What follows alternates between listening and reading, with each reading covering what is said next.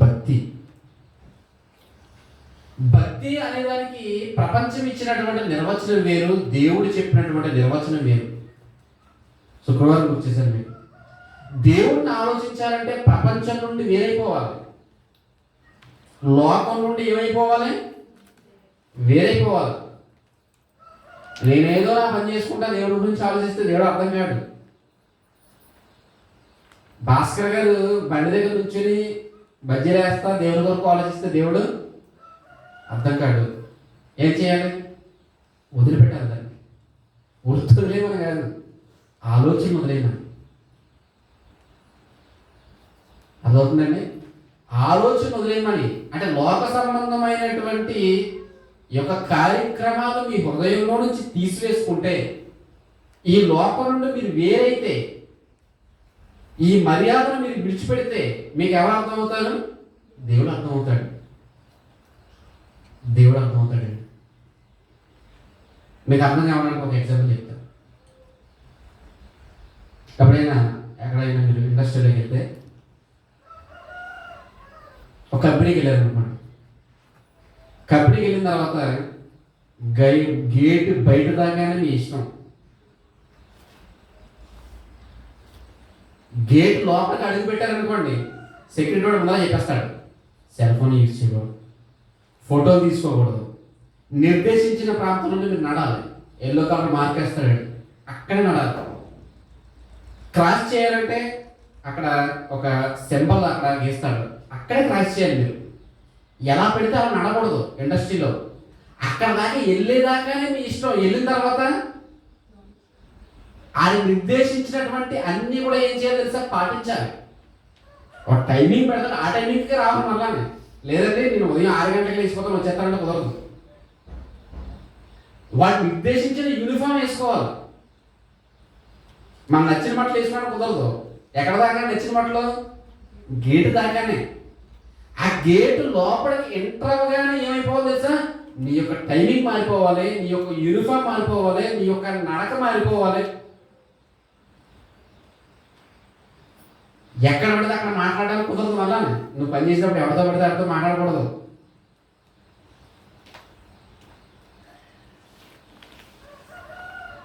ఎంత గైడ్లైన్స్ ఉంటుందో తెలుసా? ఎక్కడికి పెట్టారంటే ఇదంతానే ఒక కంపెనీలోకి ఎంటర్ అవ్వడానికండి, ఒక కంపెనీలో ప్రవేశించడానికి ఎన్ని ఉండాలి అందులో ప్రవేశించాలంటే. అప్పుడు దాకా మన ఇష్టం, అప్పుడు దాకా మన చిత్తం, అప్పుడు దాకా మన ఆలోచన. కానీ కంపెనీలోకి వెళ్ళిన తర్వాత ఆడు ఏం చెప్తే మనం దానిని పాటించాలి. అక్కడికి వెళ్ళిన తర్వాత కూడా నా ఇష్టం అని అనుకోండి, ఏం చేస్తాడు? వెంటనే ఇంటికి పోరావు, ఈ ఉద్యోగం సూటబుల్ కాదు అని వెనక్కి పంపించేస్తాడు. కంపెనీకి ఇచ్చినంత విలువ ఉండదండి దేవునికి ఈరోజు. అదవుతుందండి.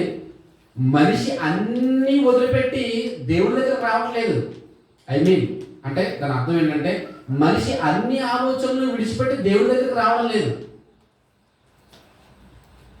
అప్పుడు దేవుడు తన రూల్స్ చెప్తాడు, తన నిబంధన చెప్తాడు, తన ఆజ్ఞలు చెప్తాడు. అది మనం గ్రహిస్తే మన దేవునికి ఎలా విశ్వసించాలో, ఎలా భయభక్తులు కలిగి ఉండాలో మనకు అర్థమవుతుంది.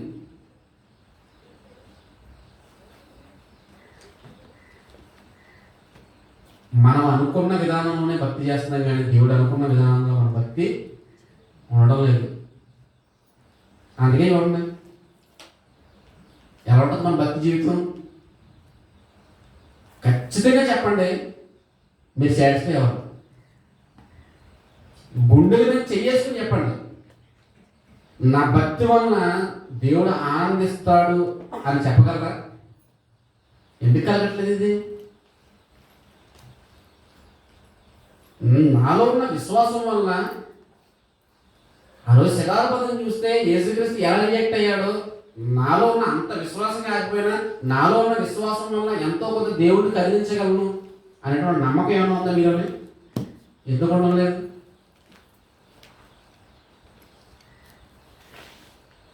ఆలోచించాలి. జీవితాన్ని తీర్చిదిద్దుకోవాలి. మన జీవితాన్ని మనమే మలుచుకోవాలి. ఎందుకు కలగట్లేదు ఇవన్నీ? ఎందుకు కలగట్లేదు? ఇంకా లోకంలో ఉండే దేవుణ్ణి ఆలోచించకండి. బయటికి రండి, బయటికి రండి. దేవునిగా తెలుసుకోండి, దేవునిగా అర్థం చేసుకోండి. భక్తి అనేసి వచ్చేసరికి ప్రపంచం ఏం ఆలోచించింది? ఇప్పటిదాకా చెప్పాడు కదా సోదరుడు, భక్తి అంటే ఏం ఆలోచించింది ప్రపంచం? ఏదో ఒక రోజు, అంతేనండి, ఒక రోజు కొన్ని మందుగుడు సామాన్లు లేదంటే కొన్ని పేరుడు పదార్థాలు కాల్చుకొని ఇదే భక్తి అనుకున్నారు. లేదంటే ఒక పండు, ఒక పలహారము, లేదంటే దేవుడికి ఏదో ఒక మంచి ఆహార వస్తువు వండి పెట్టడం భక్తి అనుకున్నారు. కొంతమంది ఒక అడుగు ముందుకేసి వస్త్రాలు, ఎరుపు రంగు అంటే దేవుడు నన్ను ఇష్టపడతాడో, లేదంటే నలుపు రంగు వేసుకుంటే దేవుడు నన్ను ఇష్టపడతాడో, లేదా తెల్ల రంగు వేసుకుంటే దేవుడు నన్ను ఇష్టపడతాడు అనుకుని ఈ వస్త్రం వేసుకుంటే నేను భక్తి కలిగిన అని చెప్పేసి కొంతమంది అనుకున్నారు. అసలు భక్తి అంటే ఏంటండి? ఎవరైనా ఆలోచించారా? భక్తి అంటే ఏంటి? భక్తి అనేటువంటి పదానికి నిర్వచనం ఏంటండి? భక్తి అనే పదానికి ఆ నిర్వచనం తెలుసుకునే ముందు భక్తులు అంటే దేవునికి ఎంత ఇష్టమో చూడండి. కీర్తన గ్రంథం 16వ అధ్యాయం 3వ వచనం అండి. కీర్తన గ్రంథం 16వ అధ్యాయం, ఆమె కనిపించేసాక మనం 16వ అధ్యాయం 3వ వచనం ఇప్పుడు చెప్పాలా? నేను ఇలాగందును భూమి మీద ఉన్న భక్తులే శ్రేష్ఠులు, వారు నాకు కేవలము ఇష్టలు. భూమి మీద ఉన్న భక్తులే శ్రేష్ఠులు అంట. శ్రేష్ఠులు అంటే వాళ్ళే గొప్పలని. భూమి మీద ఉన్నటువంటి భక్తులే చాలా గొప్పవారంట. వాళ్ళంట శ్రేష్ఠులంట. శ్రేష్టమైంది, మంచిది. మంచి అనే పదాన్ని పీచ్ చేసి తీసుకెళ్ళిపోతే ఏమంటారు? దాన్ని శ్రేష్టమైంది, ఉత్తమమైంది అని మాట్లాడతారు. అప్పుడప్పుడు బజార్లో యాపిల్స్ వెళ్ళబడి దగ్గరికి చెప్తాడు, యాపిల్ అండి సిమ్మల యాపిల్ అండి, ఇది తింటేనండి ఎలా ఉంటుందో తెలుసా? అదిరిపోతుందండి అని చెప్తాడు.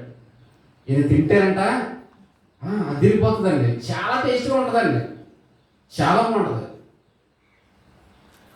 చాలా చాలా ఎంత అంటే చెప్పలేము, చాలా బాగుంటుందండి అంటాడు. అంటే శ్రేష్టమైందనమాట. అంటే ఏంటి? అంత గొప్పది అది. ధర కూడా అలాగే ఉంటుంది, దానికి తగినట్టుగానే డబ్బు దాని వరకు వెచ్చించాలి. భక్తులంట దేవుని దృష్టిలో ఎలాంటి వారంట? శ్రేష్ఠులంట. భక్తులు దేవుని దృష్టిలో చాలా గొప్పవాళ్ళు. భక్తులు అంటే మనకు చిన్న విషయం కనబడద్దు, మనకి చిన్న విషయం కనబడదు.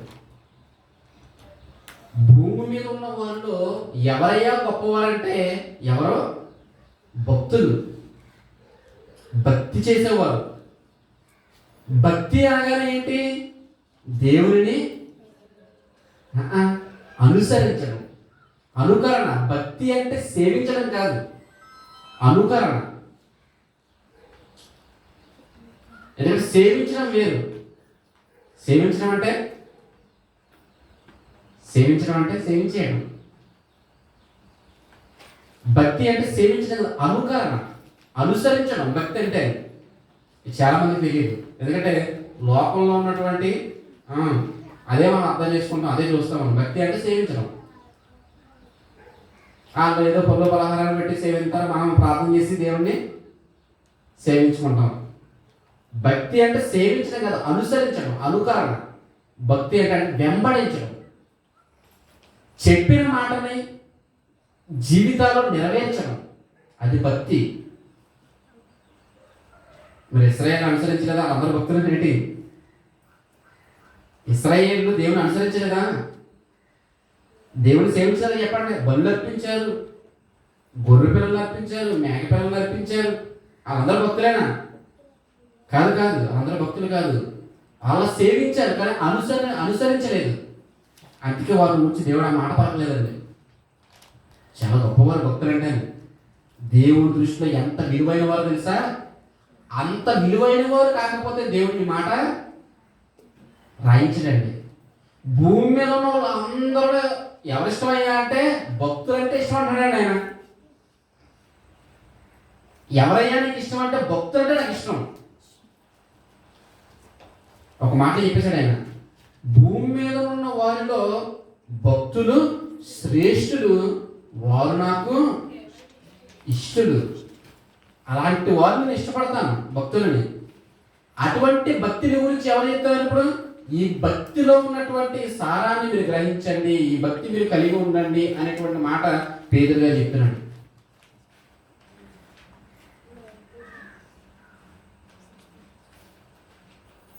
దేవుడు మనకి ఏం చేయాలన్నా మనలో ఏం చూస్తాడో తెలుసా? మన భక్తిని చూస్తాడండి. తెలుసా మీకు?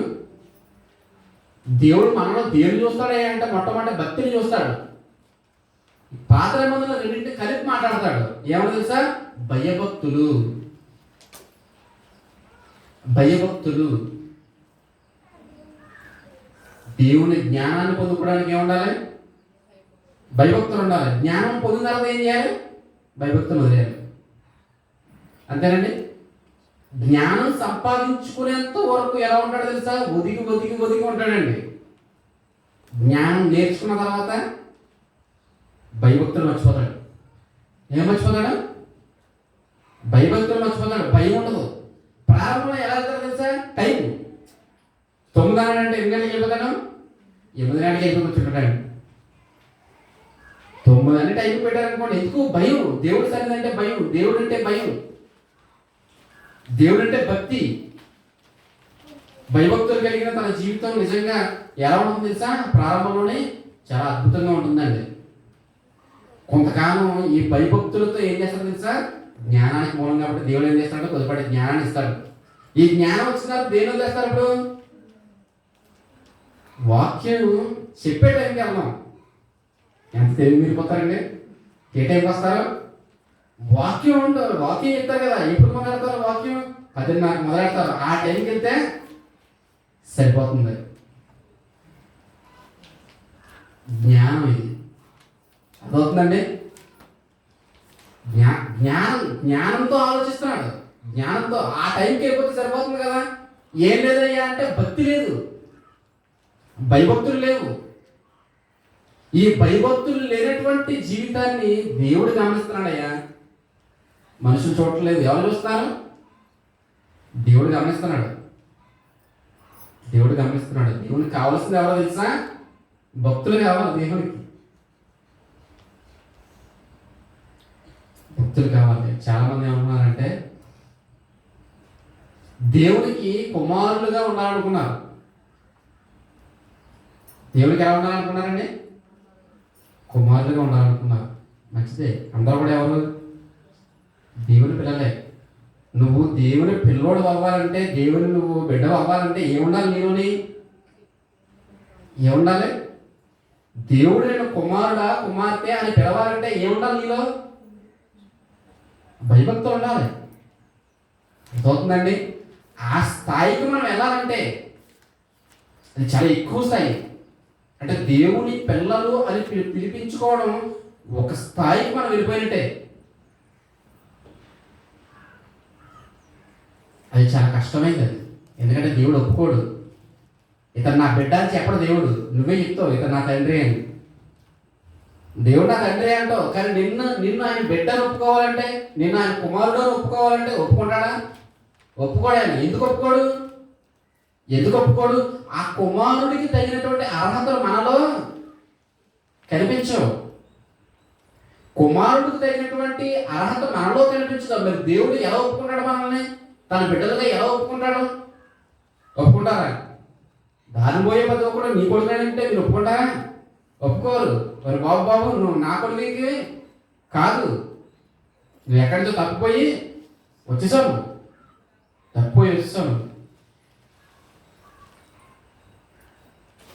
దేవుడు కూడా అలాగే మాట్లాడతాడండి, మీరు నా బిడ్డలు కాదు. ఎందుకు కాదంటే మీరు ఇంకా పాపం చేస్తున్నారు. మీరు పాపం చేస్తున్నారు. పాపం చేస్తే ఏమనుకున్నారు? నేను ఇంకా దేవుని కుమారుడినే, దేవుని పిల్లలనే అనుకుంటున్నారు. ఎవరిలాగా? ప్రారంభపు కాలంలో కొంతమంది ఉన్నారండి మహానుభావులు. అబ్రహాము నాకు తండ్రి అన్నారు, మోషే శిష్యులు అన్నారు. అబ్రహాము మాకు తండ్రి, మోషే శిష్యులు మేము. ఎందుకంటే మోషే ఎవరు భక్తుడు? దేవుడు భక్తుడు. మరి అబ్రహాము ఎవరు భక్తుడు? దేవుడు భక్తుడు. ఆ దేవుడి భక్తి ఏళ్ళలో ఉందా? ఏళ్ళలో లేదు.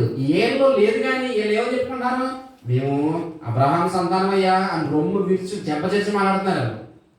అయితే ఎవరికి కావాలంటే యేసుక్రీస్తు.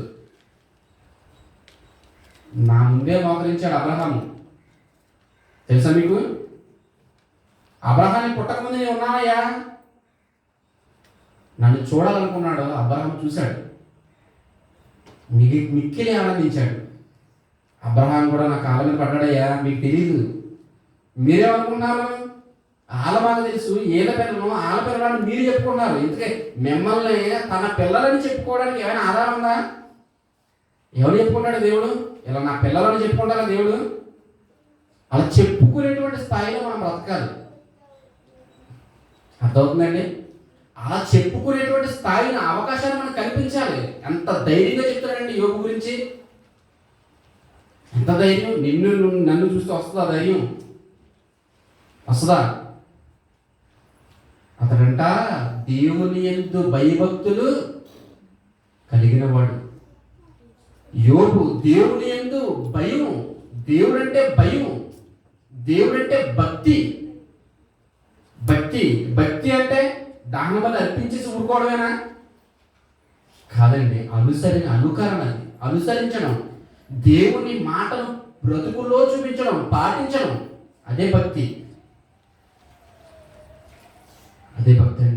ఇది మొదటి మెట్టు. అదవుతుందండి. దేవుణ్ణి అనుసరించడం, దేవుణ్ణి ప్రార్థించడం, దేవుణ్ణి సేవించడం అన్నది భక్తి అయితే, రెండవ విషయాన్ని ఆయన చెప్తున్నాడు. ఏంటో తెలుసా? యాకోబు పత్రిక 1వ అధ్యాయం 26-27 వచనాలండి. యాకోబు పత్రిక 1వ అధ్యాయం 26-27 వచనాలు. యాకోబు పత్రిక 1వ అధ్యాయం 26-27 వచనాలు. ఎవడైనను నోటికి కళ్ళెము పెట్టుకునక తన హృదయమును మోసపరుచుకొనుచు భక్తి గలవాడనని అనుకున్న ఎడల వాని భక్తి వ్యర్థమే.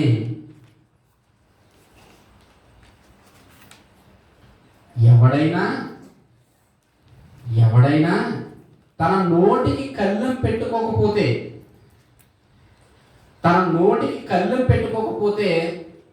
తన హృదయాన్ని మోసపరుచుకుంటే అటువంటి వాని యొక్క భక్తి వ్యర్థమే అన్నాడు యాకోబు గారు.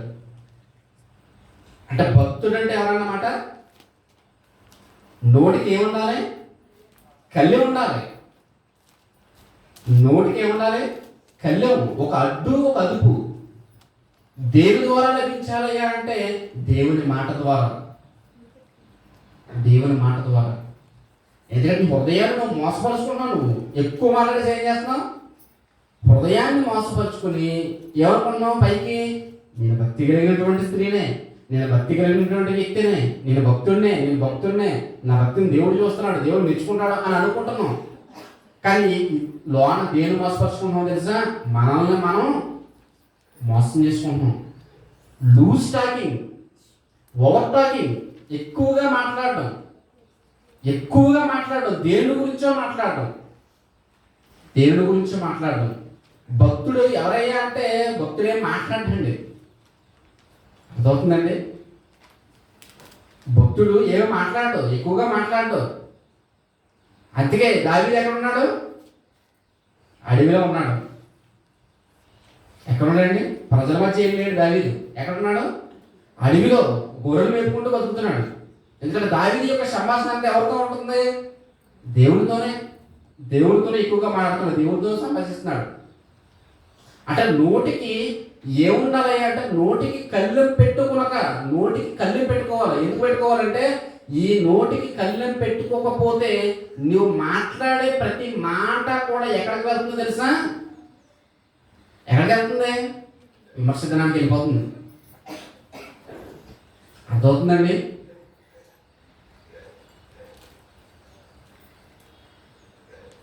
ఇంత పిసరు కొంత దొరికింది అనుకోండి, బంగారపు పిసరు దొరికింది అనుకోండి, ఎంత వాల్యూ అండి?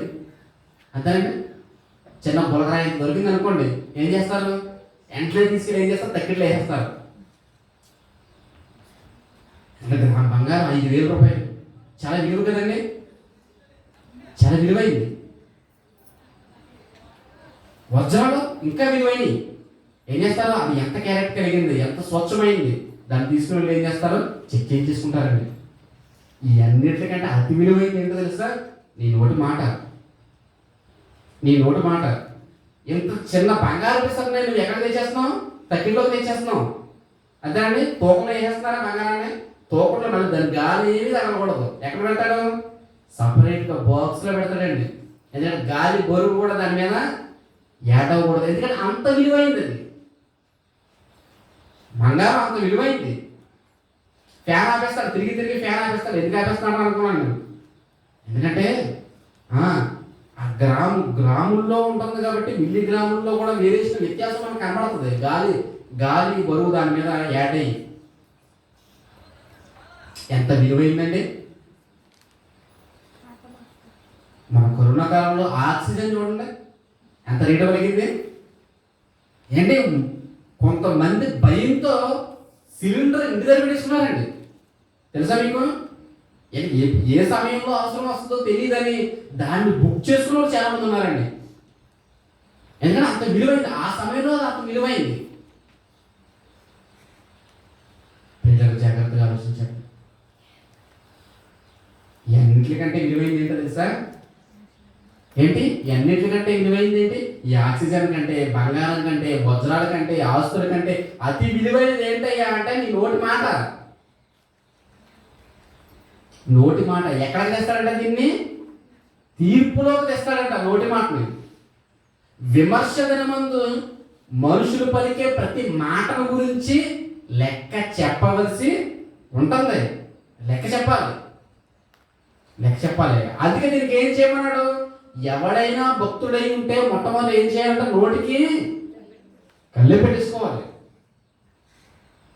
నోటికి అదుపు చేసుకోవాలి. మొట్టమొదట నోటిని అదుపు చేసుకోకుండా ఒకవేళ నేను భక్తి పరునని నీ హృదయాన్ని ఒకవేళ నువ్వు మోసం చేసుకుంటే వాని భక్తి వ్యర్థమే. వ్యర్థం అంటే ప్రయోజనం ఏముండదు, చేస్తాం ఇంకా ఉపయోగం ఉండదు. అంతేనండి. వచ్చి కూర్చుంటాం, సభలకి సమావేశాలకి దేనికైనా రావచ్చు, ఏదైనా చేయొచ్చు, ఎన్ని కార్యక్రమాలను పాల్గొందులు పండొచ్చు, అయినా వ్యర్థమే అన్నాడు ఆయన. నువ్వెన్ని చేసినా సరే నీ నోటికి కళ్ళెము పెట్టుకోకపోతే నీ హృదయాన్ని ఒకవేళ నువ్వు మోసం చేసుకుంటున్నావు. ఇప్పుడు ఎలా మాట్లాడాలి మాట? ఎలా మాట్లాడాలండి? ఎంత పొదుపుగా మాట్లాడాలి? గ్రాము బంగారం కంటే ఖరీదు. నువ్వు ఆ విషయాన్ని గుర్తుపెట్టుకోవాలి. నువ్వు ఎందుకు ఇది ఇక్కడ దగ్గరలో పెడతారు, కానీ దేవుడు ఈ మాటను ఎక్కడ పెడతాడు? ఆయన తక్కిట్లో పెడతాడు. ఆయన తక్కిట్లో పెడితే మిల్లీ గ్రాముతో సహా వెయిట్ యాక్యురేటీ అండి.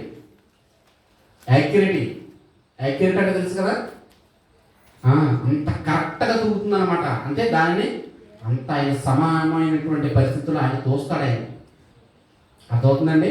ఈ మాటలన్నింటినీ పట్టుకెళ్ళి ఆయన తోస్తాడు, ఆయన చూస్తాడు, ఆయన అడుగుతాడు, దీనికి లెక్క అడుగుతాడు దీనికి. కాబట్టి భక్తుడు అనేవాడు మొట్టమొదటి ఎక్కడ కరెక్ట్ అవ్వాలి? ఎవడెత్తిక భక్తుడు అంటే నోటిని అదుపు చేసుకున్నవాడు, తన నోటికి కళ్ళెం పెట్టుకున్నవాడు భక్తుడు అనగానే అతడే మనకు కనబడతాడు. నోటికి కళ్ళెం ఏమిటి ఈరోజు భక్తులకి? ఇష్టానుసారంగా మాట్లాడటమే, ఏది ఒడిగది మాట్లాడటమే, ఎంతసేపు అయినా మాట్లాడటమే, ఎవరితోనైనా మాట్లాడటమే. జాగ్రత్తగా ఆలోచించారండి. నీ మాటలకి ఏముండాలి? కళ్ళే పెట్టుకోవాలి. నీ మాటలను కళ్ళే పెట్టుకోవాలి, లేదంటే నీ భక్తి వ్యర్థమే అంటున్నాడు దేవుడు. ఇంకేం చెప్తున్నాడు తర్వాత మాటలో? 27వ వచనం, తండ్రి అయిన దేవుని ఎదుట పవిత్రమును నిష్కలంకమునైన భక్తి ఏదనగా దేవుడు చెప్తున్నాడు. ఇప్పుడు దేవుడి దర్శనంలో రావాలి మనం. లోకం యొక్క దర్శనం నుంచి దేవుని ఆలోచించొద్దు, లోక విధానాల నుంచి దేవుని ఆలోచించొద్దు. లోక విధానాల నుంచి ఆలోచిస్తే దేవుడిని మనం అర్థం చేసుకోలేము. దేవుని దర్శనానికి వచ్చేద్దాం, మనం దేవుని ఆలోచనలోకి వచ్చేద్దాం, దేవుని యాంగిల్లోకి మనం వద్దాం. వచ్చి ఆలోచిస్తే దేవుడు ఏం చెప్తాడంట? తండ్రి అయిన దేవుని ఎదుట నిష్కలంకమైనటువంటి భక్తి ఏంటో తెలుసా? దిక్కులేని పిల్లలను, విధవరాండ్రను వారి ఇబ్బందుల్లో పరామర్శించుట, ఇహలోక మాలిన్యమును తాకంటకుండా తన్ను తాను కాపాడుకున్నటయే భక్తి. అర్థమవుతుందండి? దిక్కులేని పిల్లల్ని, విధవరాండ్రను వారి యొక్క ఇబ్బందుల్లో పరామర్శించడం, అది భక్తి. భక్తి అంటే దేవుడికి ఏదో మంచి ఆహార పదార్థం ఉండిపెట్టడం కాదు. భక్తి అనగానే ఏదో 4 వస్తువులు, సామాన్లు దేవుడికి అర్పించడం కాదు. భక్తి అంటే ఏంటంటే దిక్కులేని పిల్లలను. ఎంతమంది భక్తులు ఉన్నారండి? ఎంతమంది భక్తులు నిజంగా భక్తులు అయితే అసలు అనాథలు ఎవరు ఉంటారండి? ఉంటారా? ఆలోచించండి ఒకసారి. దేవుడు చెప్పినటువంటి నిర్వచనం ఈ ప్రపంచానికి అర్థమైతే, దేవుడి దర్శనంలో కనుక రాగలిగితే, దేవుడి యొక్క ఆజ్ఞల్లోనికి వచ్చి ఆయన గురించి ఆలోచించడం ప్రారంభిస్తే, మొట్టమొదటి ఏం చేయమన్నాడు ఆయన? దిక్కులేని పిల్లలను, విధవరాండ్రను మీరు వారి ఇబ్బందుల్లో మీరు ఆదుకోండి. మీరు ఆదుకోండి. అదే భక్తి, అదే భక్తి. మొట్టమొదటి వెర్షన్ ఏంటి? మొట్టమొదటి మాట ఏంటంటే నీ దేవుడైన యెహోవాను అనుసరించడం, అది భక్తి. అది నీ దేవుడైన యెహోవాకు ప్రార్థన చేయడం, నీకు దేవుడైన యెహోవా మాటకు విధేయత చూపడం, అది మనకు నేర్పించేటువంటి మొదటి విషయం. తర్వాత ఏం చెప్తున్నాడు ఆయన?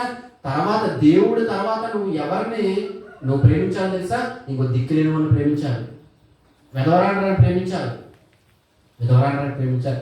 వారి యొక్క ఇబ్బందుల్లో ఆదుకోవాలండి, వారి యొక్క ఇబ్బందుల్లో ఆదుకోవాలి. వారి ఇబ్బంది ఏంటో గమనించాలండి, గమనించాలి. ఆదుకోవాలంటే మనం తెలుసుకోవాలి కదా, మనం ఎవరికి ఏం కొనుగోగా ఉందో అది మనం దానిని చేసి పెట్టగలగాలండి, చేసి పెట్టగలగాలి. సహాయం చేయాలి, సహాయం చేయాలి, ఖచ్చితంగా సహాయం చేయాలి. ఎవరికి చెయ్యాలయ్యా అంటే ఇవి ఖచ్చితంగా ఇబ్బందుల్లో ఉన్న వారికి ఖచ్చితంగా సహాయం చేయాలి. అదే భక్తి. భక్తి అనేటువంటి పదానికి అర్థం తెలుసా?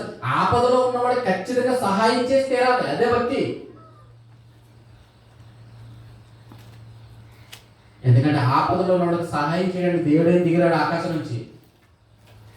అర్థమవుతుందండి? దేవుడు దిగి వస్తాడా సహాయం చేయడానికి? ఎవరో ఒకరు మనసు ఆయన ప్రేరేపించి సహాయం చేయించాలి. ఆ సహాయం ఎవరి అవుతుందంటే ఇదిగో ఎవరైతే దేవుడికి భక్తుపరులో, దేవుడికి ఇష్టలో వారు మాత్రమే చేయగలరు. మీరు ఆలోచించండి. ఎందుకంటే దీని మీద బ్రతికే వాళ్ళు చాలా మంది ఉన్నారు. ఎందుకంటే ఈరోజు అడుక్కోవడం కూడా ఏమైపోయింది? వ్యాపారం అండి. అడుక్కోవడం కూడా వ్యాపారం అయిపోయింది. మననే ఒక వ్యక్తి చనిపోతా ఆ ఇమేజ్ చూస్తే నిజంగానే ఆ న్యూస్ చూస్తే ఆశ్చర్యపోయాం. సుమారు అడుక్కునే వ్యక్తి, భిక్షాటం చేసుకునే వ్యక్తి దగ్గర అన్ని సంచులు ఎక్కడైతే అన్ని డబ్బులే. అర్థమవుతుందండి? డబ్బులు ఎక్కడడం స్టార్ట్ చేశారు వచ్చినాడు. పాపం అతనికి అంత్యక్రియ చేద్దామని అంటారు. అతనికి ఏం చేద్దామని అంత్యక్రియ చేసి అతని పేరు భోజనాలు ఆడదామని చెప్పేసి అతని దగ్గర మూటలు ఉంటాయి కదండి. అందరూ ఏమనుకుంటారు? అనుకున్న వాళ్ళ దగ్గర ఎన్ని చిట్టు కాదు అనుకుంటారు, పేపర్ వేస్ట్ అనుకుంటారు. కానీ అతని దగ్గర మూటలు ఎప్పేసరికి అన్ని నోట్లే అన్ని లెక్క పెడితే సుమారు ₹1 దగ్గర ₹1 పైన వచ్చిందండి. అంత డబ్బు ఉంది అతని దగ్గర. అంటే ఇలాంటి వాళ్ళు ఉన్నారు. అంటే కొడుకు మాడిపోయి అడుక్కునే వాళ్ళు కూడా ఉన్నారండి. అర్థమవుతుందండి? కానీ వాళ్ళని చూడకూడదు మనం ఎప్పుడు. జాగ్రత్తగా అర్థం చేసుకోండి. ఎవడో ₹1 వల్ల నిజంగా ఒక రూపాయి తీసుకుని నిజంగా అతను దానికోసమే ఒకవేళ ఆ వృత్తిని చేపడితే నిజంగా ఆయనకి ఒకవేళ ఇచ్చినా కూడా తప్పులేదు. అదేమి ఎందుకో తెలుసా? ఎందుకో తెలుసా? మీరు కానీ ఆ విషయంలో కఠినంగా ఉన్నారనుకో, రేపు పొద్దున అదే వ్యక్తి అలాంటి సందర్భంలోనే నిజంగా కావలసి వచ్చి అడిగినా సరే ₹1 దానం చేయాలి. ఎవరిని అడగకూడదు మొట్టమొదట. ఎవరు ఎంతో మంది దీనివల్ల అడుక్కొని డబ్బు సంపాదించుకున్నారన్న విషయాన్ని చూడకూడదు. ఎవరిని చూడాలి తెలుసా? ఒకరు ఆకలి బాధలు చచ్చిపోతారు కదా, ఆ బాధను మీరు గమనించాలి. ఆ బాధను మీరు గమనించాలండి. ఎందుకంటే మన వలన మేలు పొందవలసిన వారు నిజంగా ఆ మేలు వాళ్ళకి అందాలండి. చెడ్డోడికి ₹10 అయితే నష్టమే ఉందండి? ఉందా? చెడ్డోడికి ₹10 వెళ్ళిపోతే ఒక అడుక్కున్నవాడికి దానం చేసేవాడు డబ్బున్నవాడు అనుకుని నష్టమే ఉంది. అదే నిజంగా తీసుకున్నవాడు పేదవాడు అయి ఉంటే ఎంత సంతోషిస్తాడు. దీన్ని మనం ఎప్పుడు మనసులో పెట్టుకోవాలి, కానీ మిగిలిన దేని గురించి ఆలోచించకూడదు. అదవుతుందండి. చాలా మంది ఏమంటారంటే నేను డబ్బున్నా అడుక్కోవడం ఈరోజు ఫ్యాషన్ అయిపోయిందండి. నిజమే, ఫ్యాషన్ అయిపోయింది. అలాగనే దానం చేయడం మాత్రం మానేయకండి. ఎందుకంటే అతను నిజంగా ఏ పరిస్థితుల్లో అడుక్కున్నాడు అన్న విషయం నాకు తెలియదు. అదవుతుందా? నువ్వు ఇచ్చే ₹10 టిఫిన్ చేయొచ్చు, చెప్పలేమండి. అలాంటి వాళ్ళు కూడా ఉన్నారు. నువ్వు ఇచ్చే ₹10 అతను కొడుకు నింపొచ్చు, చెప్పలేము. ఎవరినో చూసి మీరు ఈ విధంగా అపార్థం చేసుకుని ఎవరికి దానం చేయడం మాత్రం మానేకండి ప్రియులారా, మానేయద్దు. నిజమైన భక్తిది. అర్థమవుతుందండి? మీ ₹10 కూడా అతను కోటీశ్వరుడు అయిపోవాడు, కానీ మీ ₹10 వలన లేమి కలిగిన వాడు ఉంటే అదేమవుతాడు? ఖచ్చితంగా అతను కొడుకు నిండుద్ది. జాగ్రత్తగా ఉండాలి, జాగ్రత్తగా ఆలోచించాలి. మనం ఆలోచించేటువంటి విషయాన్ని కూడా చాలా జాగ్రత్తగా అధ్యయనం చేయాలి. అధ్యయనం చేయాలి. ఎందుకంటే మనం బిగబడకూడదు. ఆకలి అనేవాడికి ఖచ్చితంగా మనం ఏం చేయాలి? మనకు లేకపోయినా అది పెట్టాలి. అదే భక్తి. మనకు లేకపోయినా వాటిని ప్రేమించగలగాలి, దాటి వెళ్ళిపోకూడదు. ఆ మనసు ఉండకూడదు, మనకి ఆ కఠినత్వం రాకూడదు. అర్థమవుతుందండి? ఎందుకంటే ప్రభువు అడుగుతాడు. ఎప్పుడు అడుగుతాడు? తీర్పు దినాన్ని. నీ దగ్గరకు వచ్చాను, నేను అడిగాను, నేను సహాయాన్ని అర్జించాను. నువ్వేమనుకున్నావు? అడుక్కున్నవాడు అనుకున్నావు. అర్థమవుతుందండి? నువ్వెవరనుకున్నావు? రోజు అనుకున్నావు. నువ్వెవరనుకున్నావు? ఎవడో యాచన చేసేవాడు అనుకున్నావు, యాచించేవాడు అనుకున్నావు, ఎవడో దిగంబరుడు అనుకున్నావు, ఎవడో వస్త్రహీనుడు అనుకున్నావు. ఎవరో తెలుసా? నేనే. నీ ఇంటికి పంపించింది ఎవరో తెలుసా? నీ దగ్గరికి పంపించింది నేనే. నువ్వు సహాయం చేయలేదు, నీ భక్తి ఏంటో నువ్వు నిరూపించుకోలేదు. కాబట్టి మీరు ఎక్కడికి వెళ్ళిపోవాలి? మీరు అపవాదికి, వాడి దోతలకు సిద్ధపరచబడినటువంటి నిత్యాగ్నిలోనికి వెళ్ళిపోండి. మీరు ఎక్కడికి తీసుకెళ్ళిపోయాడు చూడండి ప్రభువు. ఎక్కడికి తీసుకెళ్ళిపోయాడు? ఈ నిజమైనటువంటి భక్తిలోటువంటి పరమార్థం మనం తెలియక దేన్ని పోగొట్టుకుంటున్నామో తెలుసా? పరలోకాన్ని పోగొట్టుకుంటున్నాం. నోటికి కళ్ళే పెట్టుకోవాలంట. దిక్కులేని పిల్లలను విధవరాలను ఏం చేయాలంట? వారి ఇబ్బందులు పరామర్శించాలంట. వారి ఇబ్బందులు చూసుకోవాలి. వారికి కావలసిన వాటిని మనం ఏం చేయాలి? అందించాలి. కావాల్సిన వాటిని మనం అందించాలండి. అదే భక్తి. ఉన్న డబ్బంతా దేవుడి కోసం చేయడం కాదు, దేవుడి కోసం ఏవేవే కార్యక్రమాలు చేయడం కాదు. ఈరోజు ఎన్ని కార్యక్రమాలు చేస్తున్నారంటే దేవుడి కోసం. నేను నిజంగా దేవుడు తింటాడని ఎన్ని చేస్తున్నారండి? అన్నిటినీ చేసేటువంటి భక్తులు ఈరోజు నిజంగా దేవుడు చెప్పినటువంటి మాటను గ్రహించి మనసుకు తెచ్చుకొని నిజంగా కొంతమంది కన్నా సహాయపడాలనేటువంటి ఆలోచన ఎక్కడుందండి? ఆలోచించండి ఒకసారి. దేవుడి పేరు మీద 1000 కోట్లు ఉన్నాయి. ఇప్పుడు తెలుసా మీకు ఎంత ఉందో దేవుడి పేరు మీద? 1000 కోట్లు, 100 కోట్లు, టన్నుల కొద్ది బంగారం ఎవరి పేరు మీద ఉన్నాయి? 100 ఎకరాల ఆస్తులు ట్రస్టుల పేరు మీద. కానీ మన పక్కనే ఉన్నటువంటి సహోదరుడు పరిస్థితి ఎలా ఉందో తెలుసా? ఎలా ఉంది? ఎక్కడ అడుక్కుని తింటాడు. దేవుడి పేరుటేమో ఆస్తులు ఎక్కడ ఉన్నాయి? మురిగిపోతున్నాయి. ట్రస్టుల పేరు మీద ఆస్తులు అలా ఉన్నాయి. కోటాను ₹1 ఉన్నాయి. కోటాను కోట్ల రూపాయలు ఒకడి కొడుకు నింపగలుగుతుందా అంటే లేదయ్యా లేదు. అలాగే ఉన్నాయి, ఆస్తులు అలాగే ఉన్నాయి, బ్యాంకు లాకర్లో వడ్డీలకి ఇచ్చి అలాగే ఉన్నాయండి డబ్బులు. ఆలోచించండి. దేవుడికి ఇస్తున్నాం అనుకున్నారు కానీ, ఇదే భక్తి అనుకున్నారు కానీ, ఆ దేవుడే చెప్పాడు ఏమని, వారు బాబు దిక్కులేని పిల్లల్ని ఆదరించండి రా, మీరు ఆదరించండి, విధవరాలను ఆదరించండి, ఇదే నిజమైనటువంటి భక్తి అని అర్థం చేసుకుంటే ఈరోజు దేవుడి పేరు మీద ఎందుకంటే కోట్లు ఏమైనా పోగవుతాయా? ఎవరు ఇంకా డబ్బులు దేవుడికి ఎందుకు ఇవ్వడం? దేవుడికి ఎందుకు ఇవ్వడం? ఆయన పేరు మీద ఇవ్వాల్సినటువంటి అవసరం ఏం లేదు. ఆయనకి ఇవ్వాల్సింది ఒకటే, నీ దేహం, నీ హృదయం, రెండే కావాలి ఆయనకి. ఇంకేది అవసరం లేదు ఆయనకి. నీ దేహం, నీ హృదయం, ఈ రెండే కావాలి దేవునికి. ఇది ఆలోచించట్లేదండి ఈరోజు ప్రపంచం. జాగ్రత్త పడాలండి, అర్థం చేసుకోవాలి, ఆలోచించాలి. నిజమైనటువంటి భక్తి అనేటువంటి పదానికి నిర్వచనాన్ని మనం అర్థం చేసుకుంటున్నాం. ఎందుకంటే ఇబ్బందులు అందరికీ ఉంటాయి, కానీ కొన్ని స్థాయిలు ఉంటాయండి. కొన్ని స్థాయిలు ఉంటాయి. ఆ స్థాయిలో దిగజారిపోయినటువంటి యాక్సిడెంట్ తప్ప ఇంకేం చేయలేదు. అదవుతుందండి, అది ఖచ్చితంగా సహాయం చేయండి. ఇదొక వెర్షన్, అంటే ఇదొక యాంగిల్ అయితే, ఇదొక పద్ధతి అయితే, ఇదొక విధానం అయితే, రెండు విధానం ఏం చెప్తాడో తెలుసా? యహలోక మాలిన్యము. ఇక్కడ వేరైపోతారు అందులోనే. దిక్కులేని ఆదరించడం, విధవలను పరామర్శించడం, వారికి కావలసిన వస్తువులన్నింటినీ సమకూర్చడం జనరల్గా అందరూ చేస్తుంటారు. కానీ యహలోక మాలిన్యాన్ని తనకు అంటుకోకుండా చూసుకోవడమే నిజమైనటువంటి భక్తి. అర్థమవుతుందండి? యహలోక మాలిన్యాన్ని అంటించకూడదు. ఈ మలినం, ఈ మురికి, ఈ చెత్త, ఈ లోకంలో ఉన్న ఏ వేస్ట్ని కూడా ఏం చేయకూడదంట? నీ హృదయానికి అంటించుకోకూడదు. ఎందుకంటే హృదయం ఎలా ఉండాలి? నిష్కపటంగా ఉండాలి హృదయం.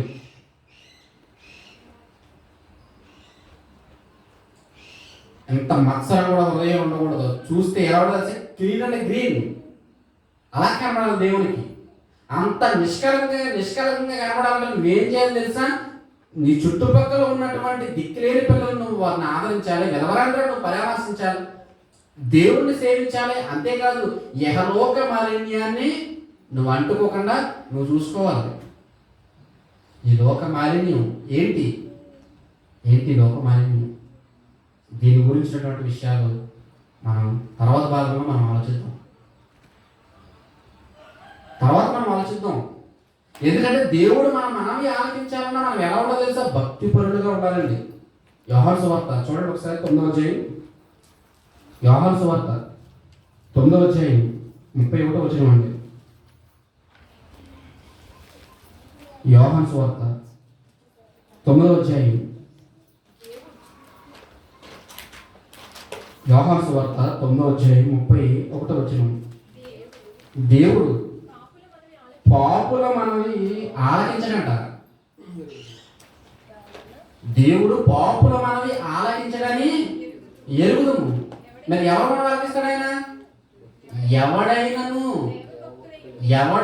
ఇందులో ఎవరైనా పర్వాలేదు. స్త్రీ అని లేదు, పురుషుడని లేదు. కొన్ని గురంలోకి స్త్రీలు రానివారు. అర్థవుతుందండి? దేవుడికి మీ భక్తులు చూపించుకోవాలంటే కొన్ని గురంలోనికి స్త్రీలను రానివారు. మరికొంతమంది అయితే నిమ్న జాతి కులాలకు చెందిన వారిని గుడిలోకి అడుగుపెట్టినవారు. అంతేనండి, అనగారినటువంటి వర్గాలు,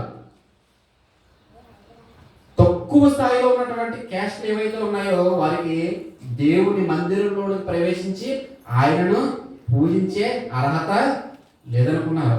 ఎవరు సొంతం? దేవుడు మాకే సొంతం,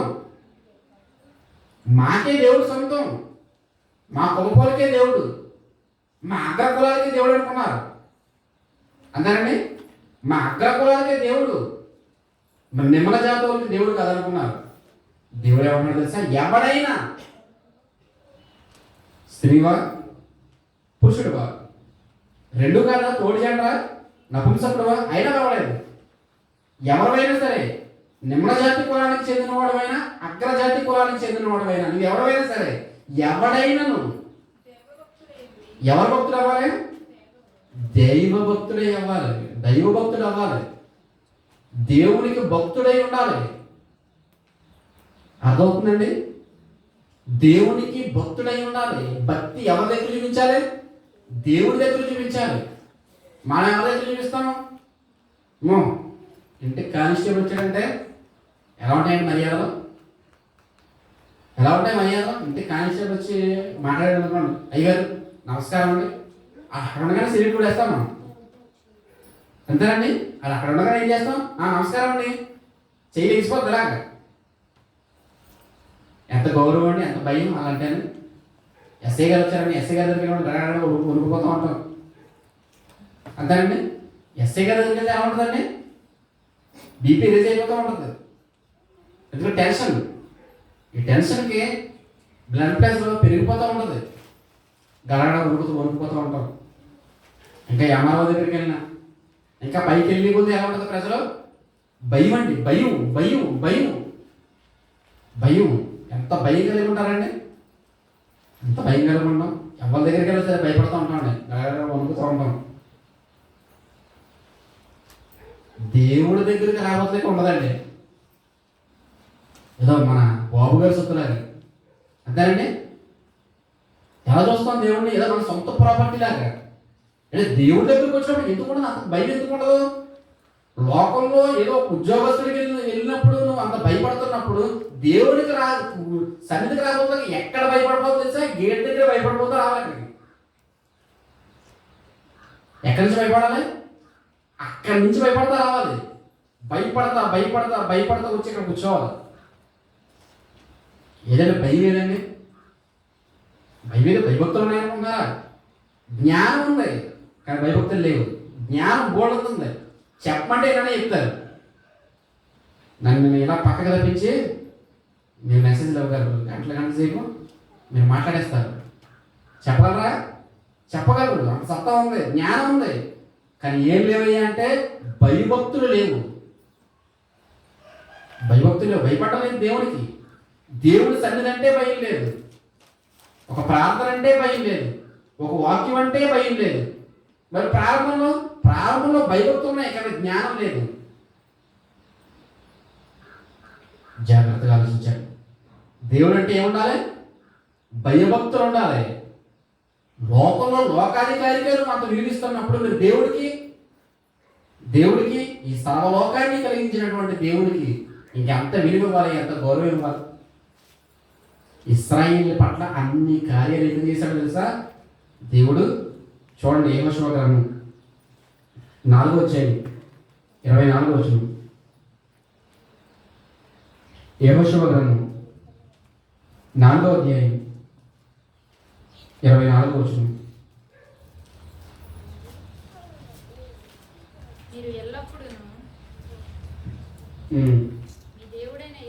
మీరు ఎల్లప్పుడూ మీ దేవుడైన యెహోవా యందు భయభక్తులు నిలుపుటకు మేము దాటు వరకు మీ దేవుడైన యెహోవా తానే మా ఎదుట ఎర్ర సముద్రమును ఎండ చేసినట్లు మీరు దాటు వరకు మీ ఎదుట యోర్దాను నీళ్లను ఎండ చేసినని చెప్పి ఈ సంగతి వారికి తెలియపరిచెను.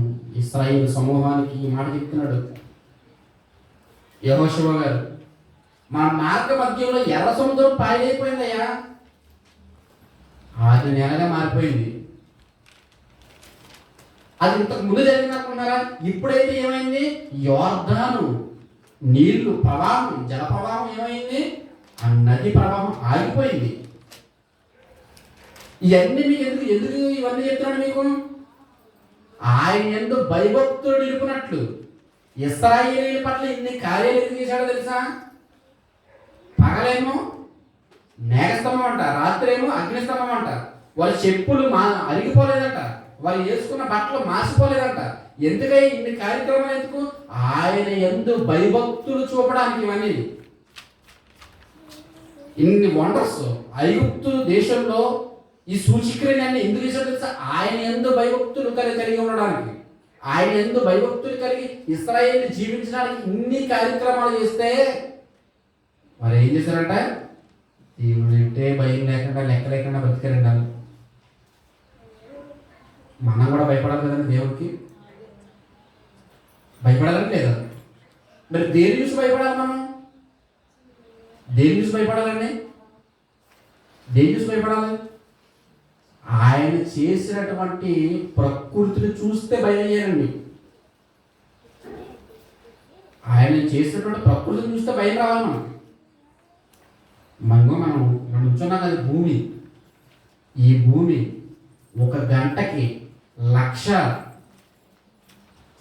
సుమారు పైచిలుక వేగంతో భూమి తిరుగుతుంది. ఎన్ని కిలోమీటర్లు అండి గంటకి? గంటకి ఎంతండి? 1,00,000 పైనే. బండి వేగం ఎంతండి గంటకి? 60 కిలోమీటర్ల? 70 వెళ్తున్నారా?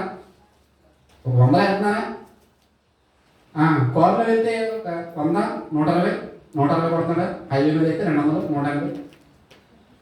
ట్రైన్ మీద వెళ్తే 200, 250 దాకా ఇప్పుడు స్పీడ్ పెంచారండి. ఇంకా బుల్లెట్ ట్రైన్లు ఉన్నాయండి. అవి గంటకు 400, 500 కిలోమీటర్ల వేగం. ఎక్కడి నుంచి హైదరాబాద్ వెళ్ళడానికి ఎంతసేపు పడుతుంది? గంట పడుతుంది.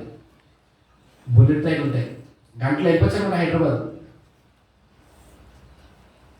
ఇంకా ర్యాకెట్ అనుకోండి 800 కిలోమీటర్ల దాకా, 700, 800 స్పీడ్ అండి. అంతకు మించి లేదు వేగం. అయిపోయిందండి, మనిషి వేగం అయిపోయింది. ఇదంతా గంటకి సుమారు 1000 కిలోమీటర్ల లోపే మానవ జీవం ఆగిపోయింది. అర్థమవుతున్నాయండి? ఈ వేగాన్ని కూడా నియంత్రించండి మళ్ళా. ఎందుకంటే యాక్సిడెంట్ జరగవచ్చు, ఏ ప్రమాదం ఉన్నా మళ్ళీ జరిగే అవకాశం ఉంది. అంతేనండి? ఉందా లేదా? ఉంది. ఈ వేగంలో ప్రమాదం ఉంది. మరి దేవుడు ఏంటంటే గంటకి ఎంత వేగం తిరుగుతున్నాడైనా భూమిని? గంటకి 1,00,000 కిలోమీటర్లు, 1,11,600 కిలోమీటర్ల వేగంతో భూమి తిరుగుతున్నా సౌండ్ ప్రూఫ్ అండి, ఏ శబ్దం లేదు. ఎంత వేగంగా తిరుగుతున్నాం ఇంకా అసలు తిరుగుతున్నాం అన్న విషయమే తెలియకుండా కూర్చున్నారంటే ఏంటో వనకాల లేదా దేవుని దగ్గర? భయపడాలా దేవుని దగ్గర? ఏంటయ్యా నువ్వు చేసిన భూమి ఏంటయ్యా? చూస్తే ఎక్కడ ఉంది? శూన్యంలో ఉంది.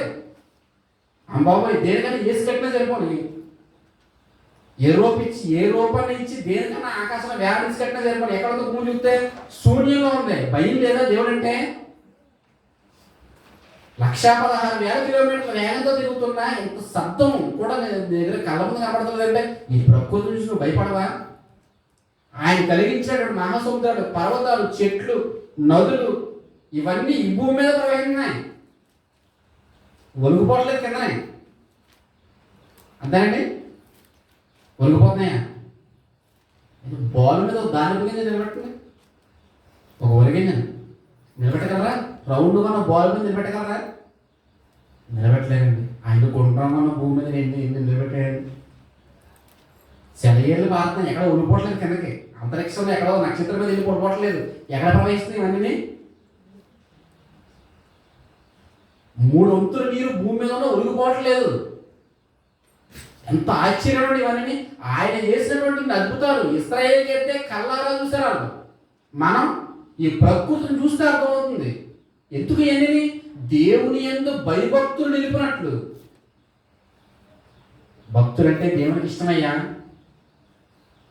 భక్తులంటే దేవునికి ఇష్టం. ఆలోచించాలండి. ఈ ప్రకృతిలో కార్యక్రమాలు అన్ని చూస్తే మనం ఏం చేయాలి? ఏం చేస్తాం?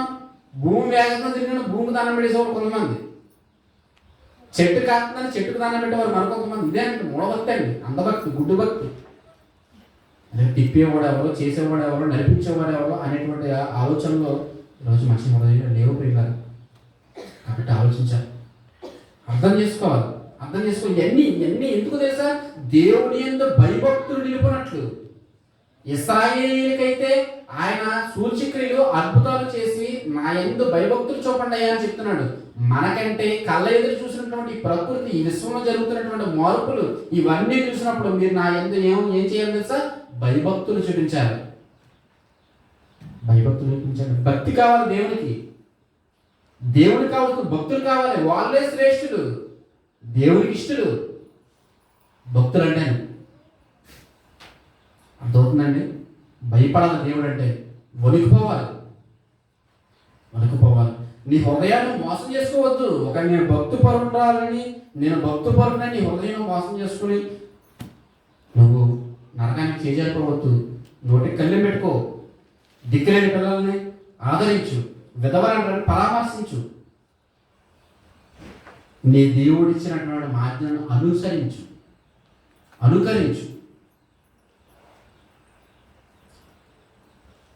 ఇవన్నీ మాటలు మన యొక్క హృదయంలో మనం భద్రపరుచుకుని దేవుడి కొరకు ఇంకా భయభక్తులు కలిగి, లేకపోతే తెచ్చుకొని బతుకుదామండి. లేకపోతే తెచ్చుకొని బతుకుదాం. భయపడదాం, దేవుడికి మన భక్తిని చూపిద్దాం. అప్పుడే దేవుడు సంతోషిస్తాడు. అలాంటి వరకు మనం అందరూ ఉండాలని కోరుకుంటూ ఈ మాటలు ముగిస్తున్నాం. కలుపుకున్న ప్రార్థన చేస్తున్నాం. పరలోకం ఉన్నటువంటి మా కవిత నాయన, మీరు ఇచ్చినటువంటి మాటలు చాలా గొప్పవుతాయి.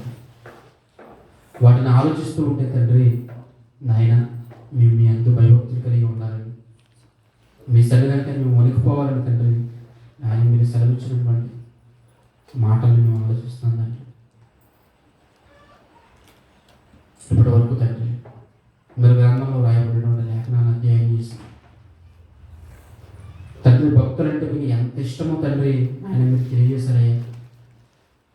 భక్తులంటే తండ్రి ఎంత మీకు ప్రీతికరమో నాయన మీరు సెలవిచ్చారు నాయన.